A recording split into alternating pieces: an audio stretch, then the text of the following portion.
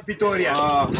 Obrigado, Espírito Santo. Obrigado, Deus, pela sua força, graça e maravilha, no nome e no sangue de Jesus Cristo. Neste momento, papai, pedimos a sua graça e força e maravilha no nome e no sangue de Jesus. Queremos que, Pai, a sua graça, magnitude, queremos que, Pai, a sua força, papai, que Deus, Pai, derrame a sua força, derrame a tua presença neste momento. Que neste momento, Jesus, haja uma grande batalha nesta igreja.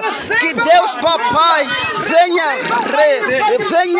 papai, libertar, venha, Pai, libertar a sua igreja. Venha quebrar toda a força maligna, venha quebrar toda a força satânica, no nome e no sangue de Jesus. Que Deus, Pai, tome posse na sua casa, Deus tome posse na sua igreja, no nome e no sangue de Jesus. Oh Deus, aleluia. Raba sobre a caixaia. Obrigado, Espírito Santo, no nome e no sangue de Jesus. Rebose caixaia. Obrigado, Espírito Santo. Oh Espírito Santo, Pai da graça. Deus, papai, derrame a tua força. Jesus, derrame a tua graça. Jesus, derrame a tua força, no nome e no sangue de Jesus. No nome e no sangue de Jesus. Obrigado, Espírito Santo. Obrigado, papai.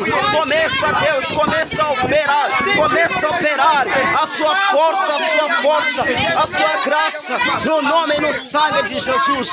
Oh Espírito Santo, derrame a tua força. Obrigado, Espírito Santo. Obrigado, papai. Começa a derramar a sua graça. Obrigado, papai. Começa a derramar a sua graça. Começa a derramar a sua graça.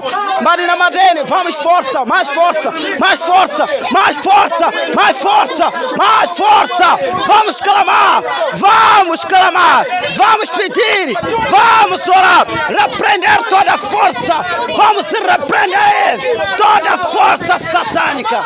Ai, vamos orar. Obrigado, Espírito Santo. Obrigado, Deus. Obrigado, papai, pela sua força, graça, pela sua graça e misericórdia, em nome de Jesus. Obrigado, Espírito Santo. Obrigado, papai. Começa a derramar a sua força, começa a derramar a sua graça, em nome de Jesus. Obrigado, papai, no nome e no sangue de Jesus.